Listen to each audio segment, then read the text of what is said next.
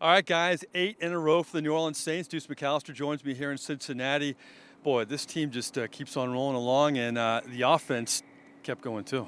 Trap game, right? That's all we heard, and I think they were locked in. I didn't think that they wanted to prove anyone right when you talk about a trap game, and you saw how they came out the gate. I mean, just from an offensive standpoint, this game could have been over at halftime. I mean, literally, it was over at halftime, and just the way that they're playing from an offensive standpoint, they're able to hit big plays, they're able to run the ball, short passing game, other receivers, other players stepping up outside of Mike Thomas. So, man, it was impressive. Mark Ingram, his best day on the ground this year, getting over 100 yards.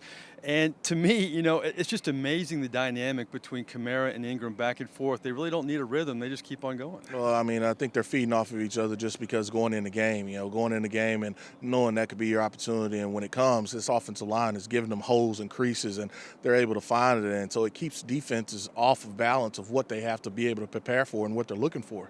Des Bryant was a big story this week, but other guys step up. I mean, Drew Brees just continues to find guys no matter, who's out there really. Well, maybe that's the motivation that they needed, where you talk about separation or, just having the opportunity. And so whether it's Dan Arnold or Austin Carr, Keith Kirkwood, all those guys are making plays. And I think that's just going to alleviate some of that pressure off of, Michael Thomas. How amazing is Thomas, though? I mean, with all the moving parts around him, he gets in the end zone twice. He keeps putting up the numbers. It's pretty impressive. He doesn't care. I mean, he just wants an opportunity, and he's a competitor. He just wants an opportunity. He's a competitor. He wants to go out and win. It's always dangerous, Deuce, to look at the schedule. But when the season started, it looked like this stretch here. I mean, you had the Minnesota 500 at best. Yeah, I mean, what do you think of that? Yeah, I mean, and right now you look at a situation where these next two games with the Eagles and really Atlanta.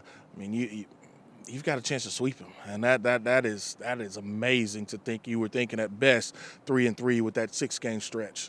And final question, the NFC South just disintegrates this week. I mean, you thought Carolina was kind of a wild card. They have them 2 out of the 3 games down the stretch. Then you have the Falcons and the Bucks. I mean, they have some separation now. You're not mad. We'll take it. Yeah. We'll take it. I mean, because if you can wrap up the NFC South, that guarantees you a playoff spot. But this team has its eyes focused on a prize a little bit bigger. So I heard the word Super Bowl a couple times in the interviews we had. Trap game, shrap game. With Deuce McAllister, we didn't see one here in Cincinnati. Back to you guys.